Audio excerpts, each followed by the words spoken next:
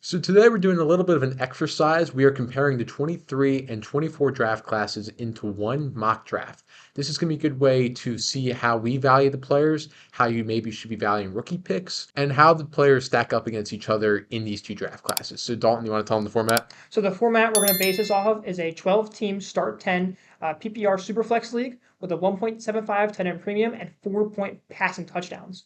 So with all that being said, Dak, you're up first. Yeah, so this is going to be a two-round mock draft, and with the 101, I'm going to take CJ Stroud, quarterback for the Houston Texans. He wasn't the 101 last year, and he just had such a great rookie year, historic rookie year, really, at the quarterback position, really turn around that Houston Texans franchise, and he's a great fantasy option. I think he's QB5 consensusly. That's where we have him at. Yeah, great player to have. I'm going to start off. Dalton, you got it too. Yeah, CJ Stroud I think is QB3 even on Keep Dry Cut. Like he is Yeah. so high, so it's probably one of the easiest picks to make. Pick two, I'm gonna go Caleb Williams. If you asked me this a couple weeks ago, I might have said Anthony Richardson, but now that the Bears have added Keenan Allen, they added DeAndre Swift, they still have the ninth overall pick in this draft. If they could add even more weapons, Caleb Williams is going to enter one of the best landing spots we've ever seen for a first overall pick. He's going to be an absolute fantasy stud. It's 4-point passing touchdowns, which adds value to his rushing quarterbacks, and Caleb is a good rusher. So yeah, just a slam dunk pick at two. Dak, you got three. Yeah, so Dalton mentioned him at the third overall pick here. I'm going to take Anthony Richardson. In the 3 or 4 games that he got to play in last season, he was absolutely phenomenal for fantasy. The problem was he kept getting injured, and we don't really know how he is as a quarterback talent. We think he's pretty good, but we only have those 3 or 4 games to go off of. I trust Shane Steichen as a head coach to really develop him, and I'm so excited to watch him play next year. He's one of the best rushers of the football in the league, and that's great for Dynasty. So we're going to bet on that talent here, third overall pick. Dalton, who you got it for? So at four, I'm gonna take the first wide receiver, and that is Marvin Harrison Jr. Now there's a lot of good wide receivers left on the board right now, but I'm gonna go Marv. We think Marv is just a generational talent. We don't know his landing spot yet. We're hoping for the Cardinals, maybe even the Chargers. That would be electric. Anyway, slice it. We just think Marv is the best wide receiver on the board. Elite prospect, just a stud. Dak, five. Who you got? Yeah, so five, we got Puka Nakua, who also had an historic rookie season. Nothing against Puka. We just like it's how much we believe in Martin Harrison Jr. I would take that pick too. But Puka is really, really good. And he's the clear wide receiver one at this point. You know, Cooper Kupp has injury concerns. Matthew Stafford just started targeting him as much as possible last season, and it's really exciting to see him in that Sean McVay offense. He's going to be a cornerstone wide receiver for the next 10 years, and I'm going to take him here. So Dalton, who you got six? At six, I'm going to take Bijan Robinson. Bijan had a decent rookie year, but he's primed for a huge breakout sophomore campaign. He got Kirk Cousins coming in, which is just the biggest quarterback upgrade you could ever ask for. Kirk doesn't want to run the ball, so he's going to look to check down to Bijan, which is going to add a ton of points in this PPR format. The offense is just going to be a lot better in general, which is going to lead to a lot more touchdowns for Bijan. Arthur Smith is gone, so hopefully that bullshit with Algier can go away, and Bijan can just be an absolute hammer, 20-point per game running back for the future.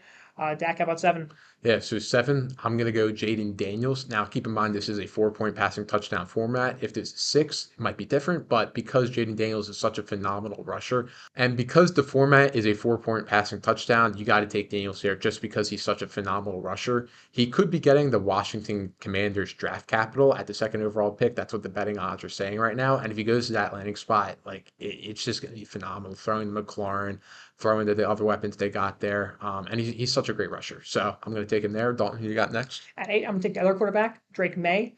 Drake May is a really solid option. I think he's probably a better NFL quarterback than Daniels will be, but Daniels does have the higher rushing upside that Dak talked about. May's looking like he's going to end up on either the Commanders, which would be the better landing spot, or even the Patriots, which would not be the great landing spot, but May could turn the franchise around. I really do believe that. He might just take a little while to actually produce fantasy-wise because they just don't have the weapons in New England, unfortunately. But he's still a great player, great prospect. Dak, who are you going to take at nine?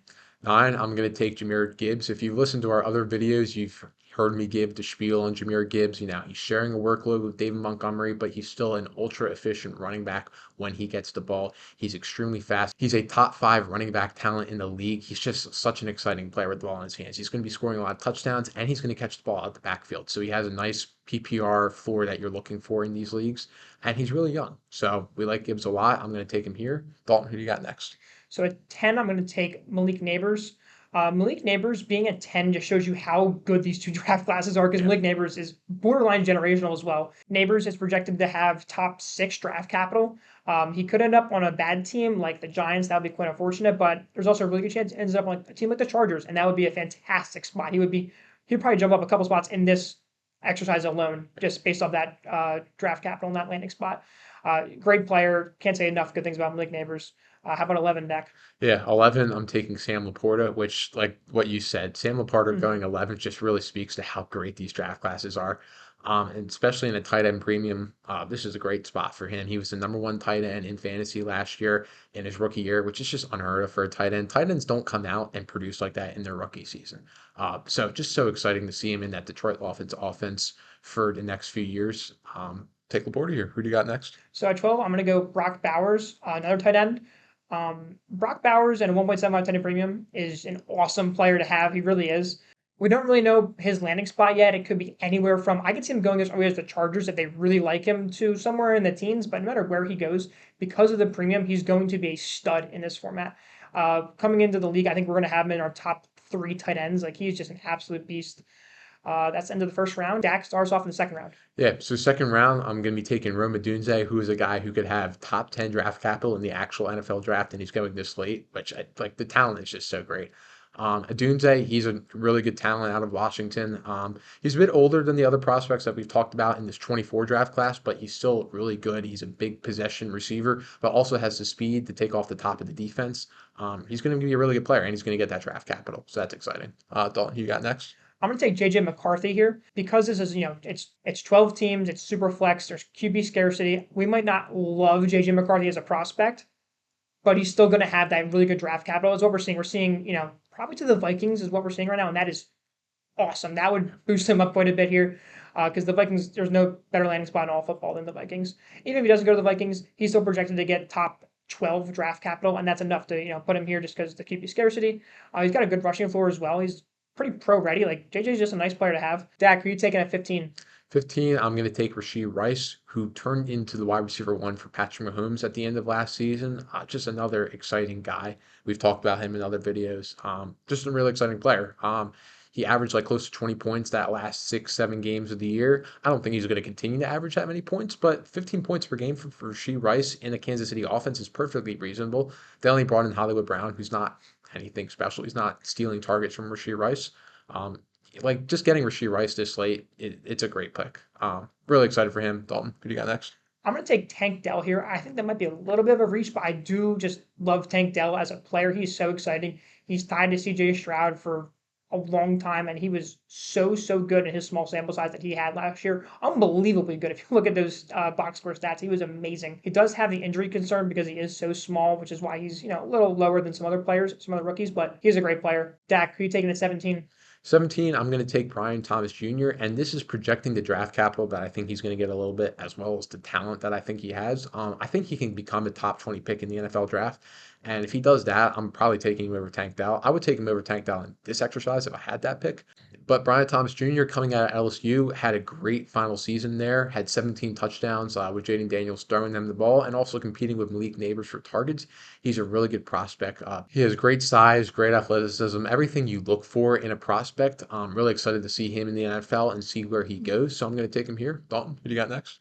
So I'm going to take a player that Dak also would definitely disagree with, and that is Devontae Chain. A really explosive player on a very explosive offense, which is awesome to see. He had one of the best efficiency metrics of all time. He had 8.6 yards per carry last year. That is absolutely insane and obviously not sustainable, but he's going to have those big blow up weeks, and that's awesome to have in your running back room.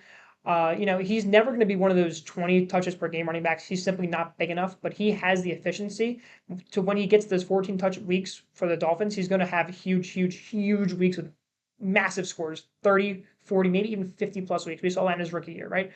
I think Devon A. Chain's a very polarizing player now. Dak's much lower on him. Other people in the community are also much lower on him. Some people are higher on him than I am. So I'm going to be in the middle here. I'm going to take him. I think it's a good spot for him.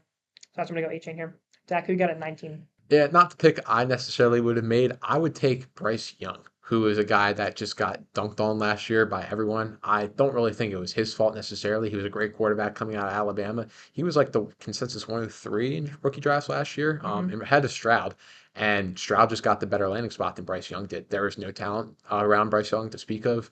And the result, yeah, he did struggle. But I think they can turn that around. They've been investing in that offensive line. They brought in Deontay Johnson. I think there's another receiver they might bring in the draft, like a day two type of guy. But I think, especially getting Dave Canales, who revived Baker Mayfield's career in Tampa Bay, now you bring him with the Carolina. I think Bryce Young in year two is much more ready to succeed in the NFL than his rookie year. And he's still got the number one overall draft capital in the NFL. So I think that's something I'm going to invest in. You've talked about the format, 12 team, super flex, 4 point passing touchdown. I'll take Bryce Young here. I'll take the chance that he is really good. He's got the talent. He just needs to produce. And I think he's more equipped to do that this year. So who do you got next, Dalton? Yeah, that was a ballsy pick, but I do like it because it has some of the highest upside of any picks you're going to get in this range. Yeah. I'm going to go Zay Flowers here. Has a little bit of cap ceiling just because the offense that he's on, they don't throw the ball a whole ton in Baltimore, but Zay Flowers did show great weeks. He had a good playoff game. He did fumble in the back of the end zone, but that's a fluke. Zay Flowers is a great talent. He's a fun player. He's a nice wide receiver 3 to have on your team. Nothing too special, but also a very solid player that's definitely good at football, right? That's what we like to have. We like to have good football players in decent situations. Dak, who you have next? Yeah, so speaking of good football players and decent offenses, I'm going to take Dalton Kincaid, who's in a much more than a decent offense. He's tied to Josh Allen for the foreseeable future. He had a really good tight end season. I think he was overlooked because of Laporta. Trey McBride also had a good year, but Kincaid also had a good year in his own, especially with Diggs regressing. They brought in Curtis Samuel, who's nothing special. Kincaid, I think, is primed in year two to take an even bigger role in that offense. They invested first round draft capital into him. And remember, keep in mind, it's the tight end premium that we're talking about in this exercise. So I'm going to take Kincaid here. Dalton, who do you got next? I'm going to take Jordan Addison. Right now, the quarterback position on that team is a big question mark. We're hoping it's JJ. They're definitely going to fill it with someone besides Sam Darnold because he sucks. So hopefully it's JJ. I think JJ can supply Addison to be a decent wide receiver. He's nothing incredible just because they have Jay Jettas, they have Hawkinson, and that means Addison's ceiling can only be so high. His ceiling, we're looking at like Devontae Smith as like his absolute ceiling, which is still a great player. It just capped from being a top, 10 dynasty wide receiver, but he's still a great player to have. Dak, who you got? Yeah, so another guy that has a capped upside at this specific moment, I'm going to take Jackson Smith and Jigba. Obviously, the news that they were re-signing Lockett to that 2 year contract really just sucks if you're a JSN owner. It limits his upside from next year. Geno Smith is not going to be that type of quarterback that can produce 3 good fantasy options in that offense, let alone 2. So I just think Jackson Smith and Jigba at the moment is the odd man out in that offense. That could change in year 3, but it's still too early to tell. I'm going to take him here just because he was a first round pick. He still has talent. It's a bad situation for him right now. So Dalton, round us out. Who's this last pick here? So his last pick, I think, is genuinely the hardest pick of this entire exercise because I think after JSN, there's quite a big drop off.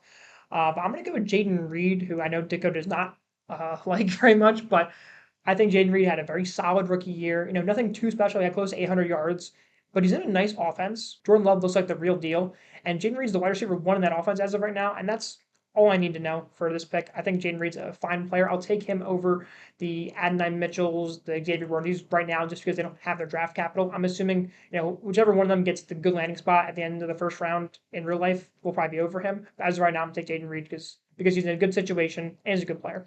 Yeah, just a quick moment. I think like guys like Worthy, you mentioned Adonai Mitchell, Lad McConkey, and Trey Benson.